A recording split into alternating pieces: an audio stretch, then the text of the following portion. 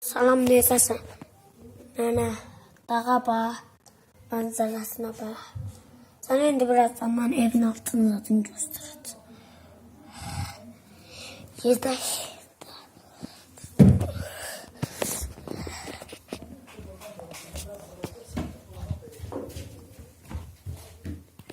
Otaqdır bura nənə.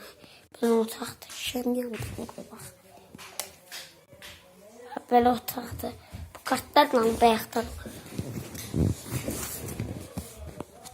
Yox, nənə, bu dəniz yatağıdır. Nənə, bu dəniz yatağıdır.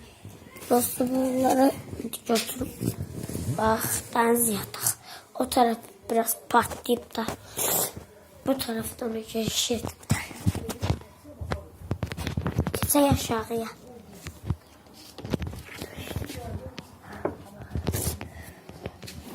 İş.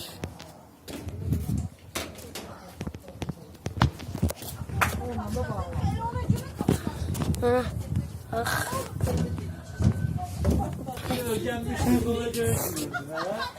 Ana diğerci patladı dedim çocuğu da dinlerdi. Nasıl o kadar meraklı şeydi. Bezmedim doğrudan ya. Ana da divanlar buradadır.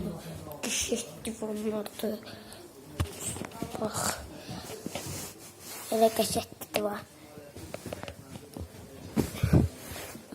Bu krosloların şeyini götürüb aparıb da bax bu otağa. Burada bir soyuq otaqdır. Deyib də. Sadık Xalid oradadır. Burada da Sadık oradadır.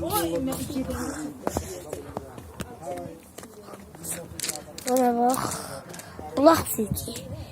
Bir dakika gözde şimdi işte. Öyle böyle. Nanımda bak. Ben tapmışam.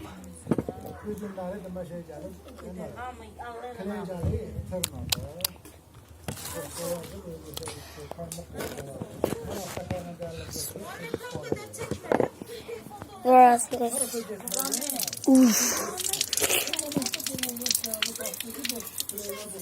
Bulaq suyu deyirəm, deyil.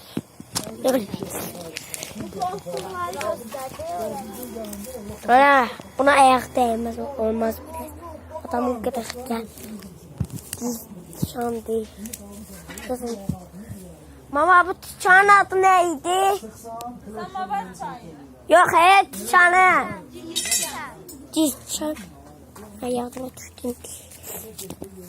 Tiçan. Yakından gösterdim ama elimi vurmayacağım. Böyle şey olur.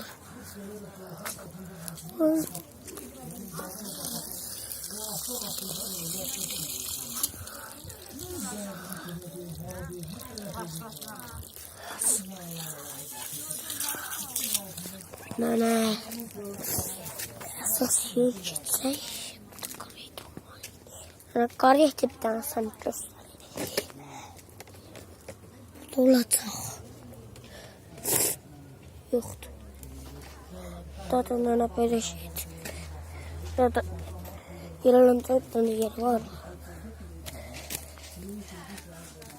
Belə da. Mama, onlar yerlənəcək xala gelib qayıdır. Bir kuru Gene bir soğuk kalıp qayıdır. dinlerim yok vallahi. Ana sağ ol. Tamam.